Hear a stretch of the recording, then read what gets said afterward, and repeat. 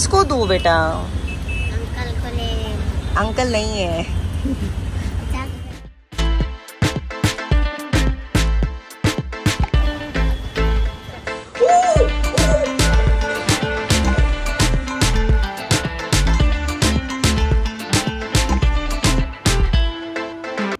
नमस्कार मंडळी, मी भारती म्हात्रे सिम्पली स्वादिष्ट मध्ये तुमचं खूप खूप मनापासून स्वागत करत आहे। ओके सॉरी, मी आणि पाब्लो दोघेही तुमचा सिम्पली स्वादिष्ट मध्ये खूप खूप मनापासून स्वागत करत आहे। पाब्लो असं का करतोय? काय असं वेगळं प्राणी नाहीये, छान एकदम एकदम असं बोलतात ना, एकदम लवेबल डॉगी आहे। पण स्टुडिओ मध्ये सध्या पोह्यांचा वास सुटलाय, त्याला हवाय म्हणून तो नुसतं माझ्या मागे लागलाय। तर आज मी जवळजवळ 2 ते 2.5 किलो पोहे बनवलेत। नाही, 2 ते 2.5 किलो नाही, 2.5 किलो पोहे बनवले, म्हणजे 2.5 किलो पोहे घेतले होते आणि त्यासोबत गोड शिरा सुद्धा बनवलेला आहे। पितृपक्ष चालू आहे आणि या काळामध्ये या दरम्यान आपण बऱ्याचशा अशा गोष्टी करतो जे आपले पूर्वज म्हणा किंवा आपले लव्ड वन्स म्हणा त्यांना आवडायचे, किंवा त्यांच्या आठवणीमध्ये आपण असं काहीतरी छोटे मोठ्या गोष्टी करतो। तर मी सुद्धा तसंच विचार केला, म्हणजे माझ्या मनात होतं करायचं म्हणून करतेय। तर आज पुन्हा छोटंसं ट्राय आपण करतोय, म्हणजे आई बाबांनी जे शिकवलंय तेच करायचा थोडासा प्रयत्न करतेय। तर आज हा मला काय बोलून देणार नाहीये।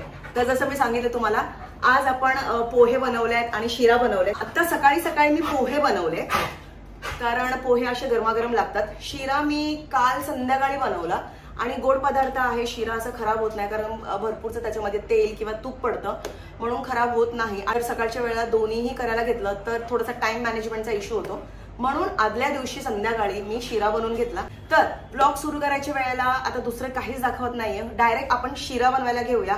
कारण शिरा बनवताना काय किती घेतले ते मी तुम्हाला सांगू शकते फक्त, कारण कसं काही काही गोष्टी आपण फक्त नजरेने आपल्याला कळतं की किती त्याच्यामध्ये घालायचं असतं, किती काय करायचं असतं। तर मंडळी चला आजचा हा ब्लॉग आपण सुरू करूया। शिरा बनवण्यासाठी इथे मी 2 किलो रवा घेतलेला आहे। खूप बारीक किंवा खूप जाडसर रवा घ्यायचा नाहीये, निवडून वगैरे घ्यायचं, म्हणजे दगड वगैरे असेल, घाण असेल ती काढून घ्यायची। तर सर्वात आधी इथे पातेला ठेवला गरम करायला। एकीकडे इथे गरम करायला पातेला ठेवलेला आहे, तर दुसरीकडे मी 1 लिटर दूध गरम करायला ठेवलेला आहे आणि पातेला भरून पाणी ठेवलेलं आहे, कारण आज मी दूध आणि पाणी दोन्ही मिक्स करणार आहे। आणि साईडला बघा रवासुद्धा तयार ठेवलेला आहे आपण। पातेला जसंच गरम होतो तसंच त्याच्यामध्ये आपण तेल घालणार आहोत।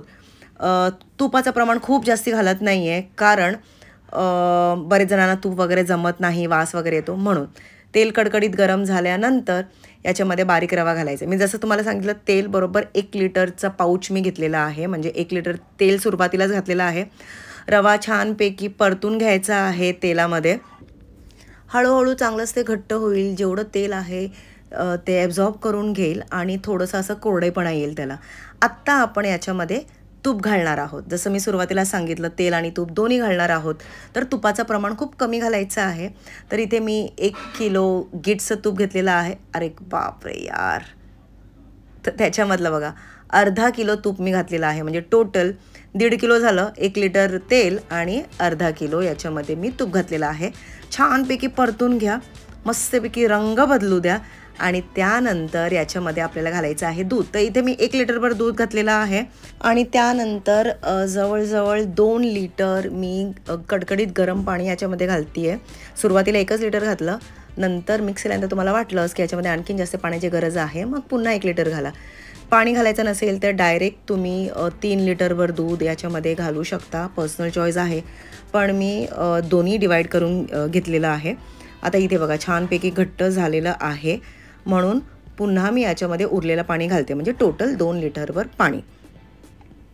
मिक्स करून घ्या बऱ्यापैकी, आणि असं मिक्स करता करता हात दुखतात, म्हणून मी डायरेक्ट ओट्यावर बसली आहे, कारण जास्ती प्रमाणात असल्यामुळे खालून असं ह्या प्रकारे रवा ढवळावा लागतो, नाही तर खाली करपतो वगैरे। तसं न होण्यासाठी खालून वरपर्यंत छानपैकी ढवळून घ्यायचं आहे आणि त्यानंतर याच्यामध्ये साखर घालायची आहे। आता साखरेचं प्रमाण तुम्हाला सांगता नाही येणार, कारण साखरेच्या डब्यातनंच मी साखर काढली आहे, पण साधारण नजरेने जर तुम्हाला सांगावं तर पावणे 2 किलोपर्यंत, म्हणजे 1.5 ते पावणे 2 किलोपर्यंत साखर असली पाहिजे। आता साखरसुद्धा मिक्स करायला थोडंसं कठीण आहे, हात दुखत होतं, पण ह्या प्रकारे मिक्स करायचे बघा. कालथी किंवा पळी जी असेल ती बुडापर्यंत घालायची आहे आणि मग खालून वरपर्यंत घ्यायची आहे. आता याच्यामध्ये घाला वेलची जायफळ पूड. म्हणजे साखर पूर्णपणे मिक्स झाल्यानंतर विरघळल्यानंतर त्याचं पाणी सुटतं ते आपल्याला कळतं, मऊ होतो रवा ते कळतं आपल्याला. आणि त्यानंतर शेवटी आपल्याला घालायचं आहे वेलची जायफळ पूड आणि मस्तपैकी मिक्स करायचं आहे.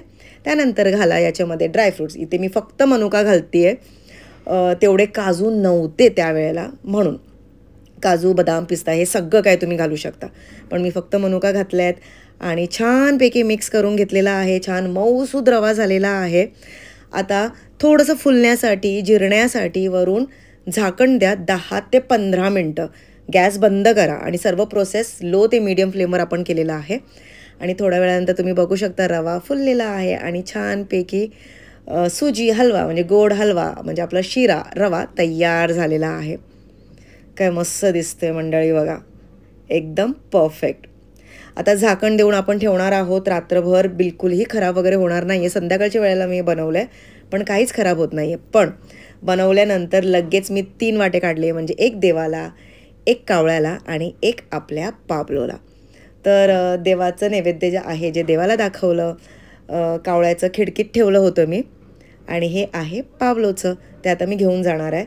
पण त्याआधी ॲक्च्युली मला चहा प्यायची खूप लहर लागली आहे, कारण बराच वेळ किचनमध्ये होती, गरम झालं होतं. शिरा बनवता बनवता माझा हात दुखला होता, म्हणून आत्ता एक घोट तरी, म्हणजे एक घोट माझ्यासाठी म्हणजे एक ग्लासभर रे बसून असं प्यायलं की जरा बरं वाटतं. आय होप तुम्हाला सुद्धा असे मध्ये चहा कॉफीचा ब्रेक लागत असेल जेव्हा भरपूरचं काम असतं. आणि त्यानंतर गेले पाबलोकडे. कुठे चाललायस तू डिश घेऊन? हा शिरा का ठीक आहे मम्मा बरोबर आता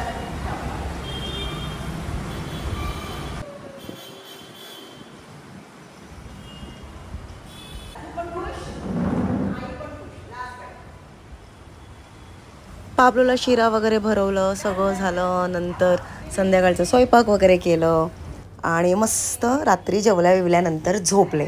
आणि दुसऱ्या दिवशी सकाळी बनवायचे होते पोहे. तर सकाळी मी पोहे इथे भिजत ठेवले होते बघा. फोडणीची तयारी करून घेतली, कोथिंबीर वगैरे बारीक चिरून घेतली आहेत, मिरच्या चिरून घेतलेल्या आहेत, कढीपत्ता तयार करून ठेवलेला आहे, कांदे कापून घेतलेले आहेत. आणि हे सगळं सकाळी उठून केलं मी.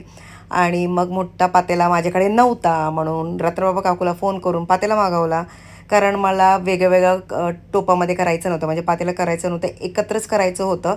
फोडणी वगैरे दिल्यानंतर कांदा छानपैकी शिजल्यानंतर पोहे मिक्स करण्यासाठी डायरेक्ट पातेला खाली घेतला, कारण हात दुखत होते, वरती जमत नव्हतं मिक्स करायला, म्हणून खाली घेऊन मस्तपैकी पोहे मिक्स केलेत आणि पोहे तयार झालेले आहेत.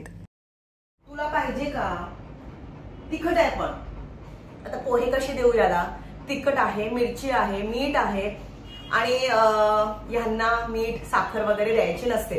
पण शिरा सुद्धा मी भरवला त्याला, आणि कारण यार त्याला तर देणं बंद आहे ना, कारण माझा नैवेद्य जसं देवाला जातो तसा यालाही पहिला जातो. म्हणून थोडंसं पोहा देते आणि नंतर लागलेच थोडंसं 1-2 बिस्किट देते, म्हणजे गोड त्याचं बॅलन्स होऊन जाईल. हा देते, थांब जरा. तर ॲज युज्युअल माझी आई कुत्र्या मांजरांना सगळ्यात आधी द्यायची, आणि म्हणून मी सुद्धा पाबलोला देते. आय होप त्याला मिरची लागायला नको, त्यानंतर त्याला थोडंसं बिस्किट वगैरे मी देईन. आले आले आले आले. इथे आपल्याकडे हे भांडी आहेत ज्याच्यामध्ये आपण काढून मिक्स करू शकतो. हे आईनेच दिलेले होते मला, ती म्हणाली होती कधीतरी वापर, खूप छान आहेत, तर आज मी वापरणार आहे.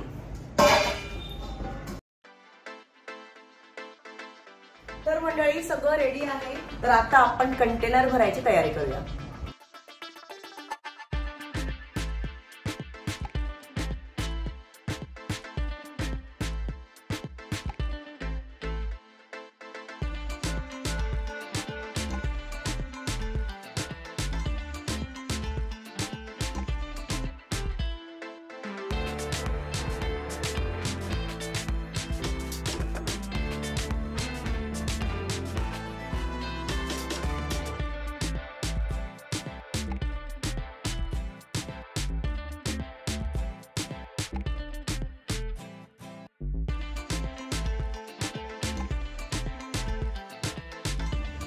तर मंडळी पॅकेट्स पॅक करून झालेले आहेत. इथे बघा एकदम ढेरच लावले मी इथे.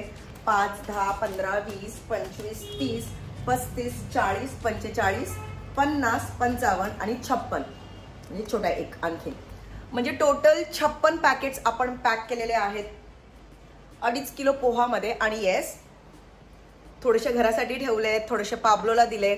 शिरा पण जेवढा पोहा घातला तेवढा शिरा नव्हता घातला म्हणून शिरा उरलाय. 2 किलो शिरा होता पण तेवढा जास्ती नाही उरलाय, एवढाच उरलाय. सो गाईज ह्याचे पण मी 2 पॅकेट्स भरेन फक्त शिऱ्याचे आणि देऊन टाकणार आहे. आणि घरासाठी एवढा याच्यामध्ये जो आहे तेवढा पुरेसा आहे. सो आता हे भरलेले आहेत. बाहेर जायचं आहे वाटायला पण खूप पाऊस आहे, म्हणजे पाऊस पडतोच आहे पण आपल्याला करायचं आहे तर बाहेर पडावा लागणार आहे. So guys let's go. आता मी हे एका प्लास्टिकमध्ये थैलीमध्ये पॅक करते आणि घरातून निघते. तर आता कुठे जायचं आहे? आता जसं की पाऊस आहे, आय डाऊट की आपल्याला मुलं किंवा माणसं भेटतील तिकडे. बँकेजवळ तर नेहमीच मी देते. आज वाशी सेक्टर 6च्या एरियामध्ये तिथे बघणार आहे कारण माझ्यासोबत येणार आहे चित्रा म्हणाली का त्या साईडला असतात तर आपण तिथे ट्राय करूया. पावसामुळे डाऊट आहे बट करायचं आहे. So let's go. तर सगळे पॅकेट्स वगैरे थैलीमध्ये भरल्यानंतर ऑटोमध्ये आता निघाले मी वाशीला. तर मंडळी आता भरपूरचं ऊन पडतोय. थोडा वेळ आधीच पाऊस पडत होता पण आपल्याला निघायचं होतं म्हणून असं वाटलं होतं की यार पाऊस नको आहे, ऊन पडू दे थोडंसं. आणि तसंच झालंय. गाडीची चावी श्रेया कॉलेजला घेऊन गेली म्हणून कार काढता आली नाही आणि शेवटी ऑटोमध्ये निघालोय. किसको दू बेटा? अंकल को ले. अंकल नहीं है. चाचा जा जा जा. हाँ रसगुल्ला दे. अरे बड़ बेटा लेके क्या करूं गाड़ी में? अच्छा अच्छा अच्छा, रेड हेल्मेट. Okay okay. पोचले सेक्टर 9 सेंट मेरी जवळ आणि इथे चित्रा माझी वाट बघत होती आणि मी दोघे निघालो सेक्टर 9ला मागच्या साईडला. पण त्याआधीच इथे 2-3 जण होती ज्यांना आम्ही देऊ शकलो पॅकेट्स. असं देत देत आम्ही पुढे निघालो आणि पुढे आत्ता चाललो आम्ही. सेक्टर 3चा मार्केट आहे त्याच्या बॅक साईडला म्हणजे आर्य समाजच्या तिकडे. आणि याच प्रकारे जसं जमेल तसं आम्ही देत राहिलो. पुढे मागे जिथे जिथे माणसं होती तिथे तिथे देत राहिलो. बस हो गया ना? क्या और चम्मच चाहिए? चित्रा दे दे. चम्मच खाएगा कि खाना खाएगा? चम्मच भी ले. वाशी सेक्टर 6 फिरलो, सेक्टर 3 फिरलो, सेक्टर 9 फिरलो, सगळं फिरलो पण अजून आम्ही थोडे पॅकेट्स राहिले द्यायचे. तर आता जाताना म्हणजे घरी जाताना जिथे बँक आहे कोपऱ्याला तिकडे असणार आहे, तिकडे वाटणार आहे. पण आता आम्हाला दोघींना एवढी भूक लागली की कुठेतरी थांबून आम्ही सुद्धा आता नाश्ता करणार. म्हणजे ॲटलिस्ट थोडासा चहा आणि इडली डोसा वगैरे काहीतरी. त्याच्यामध्ये आता पाऊस पडणार आहे. आय विश बाप्पाला सांगते की प्लीज थोडा वेळ पाऊस नको, थोडा वेळ पाऊस नको, म्हणजे आम्ही पोहोचेपर्यंत पाऊस नको. अरे पर हेलमेट निकाल ना अभी. दे थैली दे मेरे पास. थैली दे, हाथ में पकड़ना है. इधर है साउथ इंडियन टिफिन खाना. अच्छा मिलता है क्या? बहुत टेस्टी रहता है. चित्रा इथे मला घेऊन आलेली आहे Shri Gauri Krishna south Indian fast food joint आहे. खूप मस्त आहे, म्हणजे तिने खाल्लंय म्हणून मी सांगू शकते 100% गॅरंटीने. आणि मेनू खूप मोठा आहे, सगळं मिळतं म्हणजे साऊथ इंडियन डिशेस इथे मिळतात. पोडी डोसा जो आपने बोला वो और एक वडा. त्यासोबत हॅप्पी कॉम्बोमध्ये तुम्हाला शिरा, उपमा, पोंगल, मिनी डोसा वगैरे सगळं फक्त 65 रुपीजमध्ये मिळेल. आणि आम्ही सुद्धा वडा आणि डोसा मागवला. स्टँडिंग इथे खावं लागतं पण छान मिळतो म्हणून मी रिकमेंड करेन तुम्ही सुद्धा एकदा तरी इथे नक्कीच व्हिजिट करा, म्हणजे परत परत तुम्ही इथे येत राहणार आहात. आमचा डोसा आणि वडा आलाय, आता आम्ही खायला बसतो.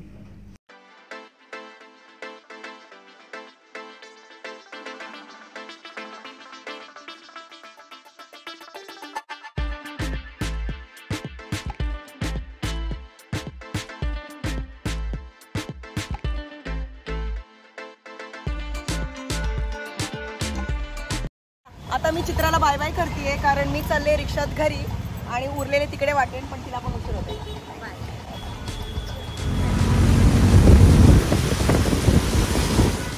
अभी कैसे लेके जाएगी सबका? कितना चाहिए? कितना दूं? और एक ये लो।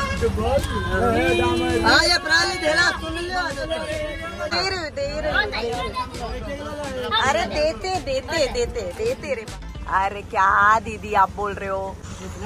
चाय तो पी लेगा तो 10-20 रुपए के वड़ा पाव दिला दो। कहाँ से लोगे? ये देखिए सामने दुकान वड़ा पाव चाहिए? समोसा पाव लेके दे दो हमारे पुराने 2 ml लो। कितने लोगे? ये देखिए 8 रुक जा देती हूँ। Bye bye. तर मंडळी आपण आलोय आता बाहेर भरपूरचा पाऊस होतो, पण आपल्याला जे करायचं होतं ते आपण करून आलेलो आहोत. आज पुन्हा थोडंसं मनाचा समाधान झालेला आहे. हे करून खरंच खूप मस्त वाटतं मला. आणि आय होप तुम्हाला सुद्धा हा आजचा व्हिडिओ आवडला असेल. आवडल्यास नक्कीच लाईक करा, सबस्क्राईब करा, कमेंट करा आणि खूप सारं शेअर करा. आणि पाहत राहा सिम्पली स्वादिष्ट. आणि भेटूया आपण आता पुढच्या व्हिडिओमध्ये. Till then bye bye. काय